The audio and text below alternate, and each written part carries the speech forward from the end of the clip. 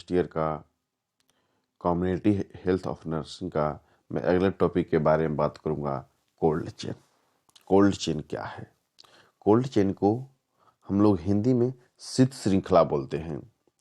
Cold chain एक ऐसी chain है जिसमें आप जहाँ से वैक्सीन का तैयारी किया जाता है वहाँ से लेकर जहाँ पर वैक्सीन जिस स्पॉट पर लोगों को दिया जाता है उस स्थान तक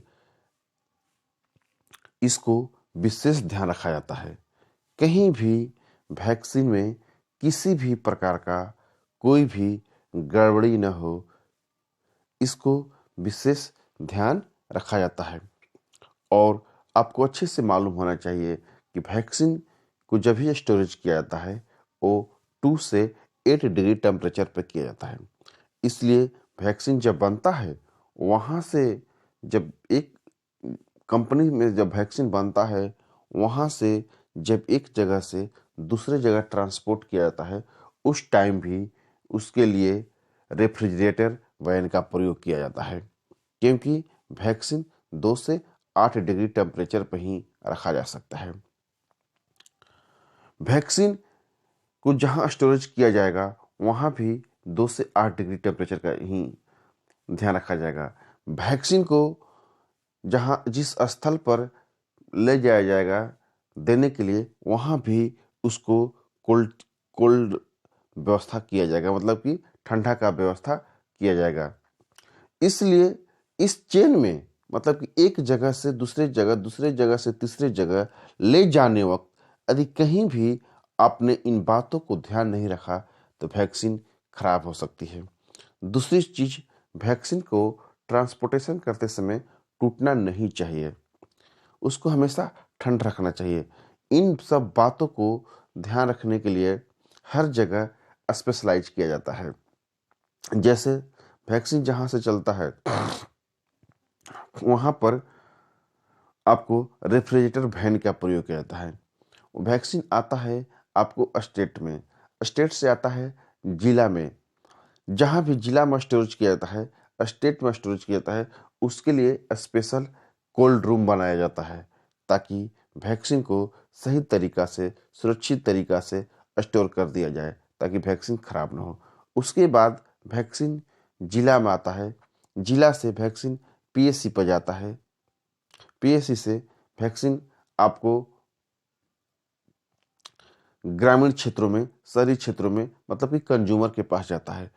उस टाइम भी वैक्सीन को कोल्ड में ही लेकर जाया जाता है। इसलिए यह एक ऐसी चेन है, एक ऐसी श्रृंखला है, यदि कहीं भी आपने लापरवाही बरता किसी भी पॉइंट पर तो वैक्सीन को खराब होने की 100% संभावना होती है।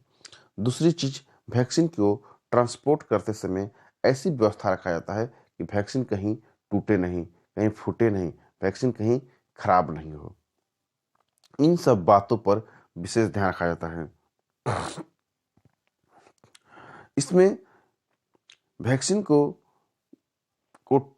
ट्रांसपोर्टेशन करते समय या वैक्सीन की सप्लाई करते समय किन किन बातों पर विशेष ध्यान रखना चाहिए? एक तो वैक्सीन को धूप से बचाना चाहिए।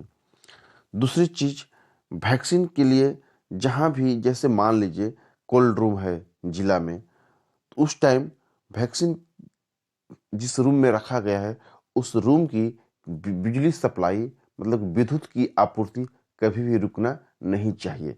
इन बातों पर विशेष ध्यान रखना चाहिए। इसलिए हमेशा कोल्ड रूम का हमेशा ही मॉनिटरिंग करते रहना चाहिए ताकि वैक्सीन खराब ना हो।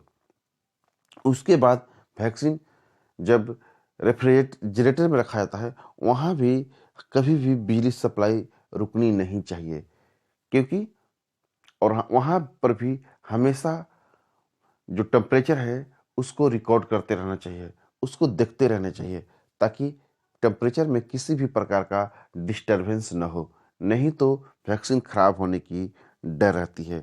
दूसरी टीका की आपूर्ति, क्योंकि वैक्सीन का एक रोटेशन होता है, एक रोस्टर होता है, इस दिन पड़ेगा वैक्सीन, उस टाइमिंग में वैक्सीन पूर्ण मात्रा में उपलब्ध होनी चाहिए ताकि किसी भी प्रकार की परेशानी नहीं हो। टीका का संग्रहण करते समय जिला में हो ग्रामीण क्षेत्रों में हो, प्राथमिक स्वास्थ्य केंद्रों पर हो, वहाँ पर भी कोल्ड की पूरी निगरानी करना चाहिए, पूरी देखरेख करनी चाहिए, ताकि किसी भी प्रकार की लापरवाही होती है तो वैक्सीन खराब होने की पूरी डर रहता है। वैक्सीन को कैसे हम लोग ट्रांसपोर्ट करते हैं, उनके लिए हम लोग क्या क्या तरीका अपनाते हैं। एक तो जो वैक्सीन जब कंपनी से ट्रांसपोर्ट होती है तो उसके लिए हम लोग रेफ्रिजरेटर बैन का यूज करते हैं। उसके बाद जब वैक्सीन आती है जिला में तो उसके लिए कोल्ड रूम का प्रयोग किया जाता है। उसके बाद जब जब प्राथमिक स्वास्थ्य केंद्र पर आती है तो उसके लिए रेफ्रिजरेटर का प्रयोग किया जाता है। जब वैक्सीन को ग्रामीण क्षेत्रों में या शहरी क्षेत्रों में कंज्यूमर के पास भेजा जाता है तो उस टाइम किन किन बातों को ध्यान रखना जाता है। वैक्सीन कैरियर एक छोटा सा बक्सा होता है जिसको हम लोग वैक्सीन कैरियर बोलते हैं। उस वैक्सीन कैरियर में आइस पैक के द्वारा वैक्सीन को स्टोरेज किया जाता है। आइस पैक में वैक्सीन को क्या किया जाता है, स्टोरेज किया जाता है, ताकि वैक्सीन का जो टेम्परेचर है हमेशा 2 से 8 डिग्री टेम्परेचर हमेशा बना रहे और वैक्सीन खराब ना हो। और वैक्सीन कैरियर की बनावट ऐसी होती है, थर्मोस्टेटिक होती है, मतलब उसका जो टेम्परेचर होता है हमेशा बना रहता है, वो वैक्सीन को खराब होने नहीं देता है।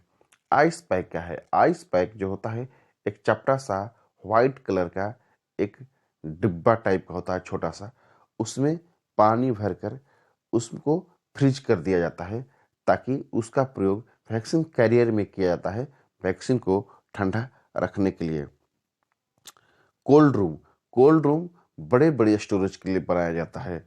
जैसे आपको जिला हो गया, स्टेट हो गया, वहाँ पर बहुत ज़्यादा मात्रा में वैक्सीन आता है और उसको बहुत ज़्यादा मात्रा में स्टोरेज करने की आवश्यकता पड़ता है, इसलिए वहाँ पर कोल्ड रूम बनाया जाता है। और कोल्ड रूम की बनावट ऐसी होती है कि वो हमेशा ठंडा रहे और हमेशा टेम्परेचर को मेंटेन करके रखे, और उस रूम को हमेशा निगरानी रखा जाता है, कभी भी इसका टेम्परेचर डाउन ना हो पाए।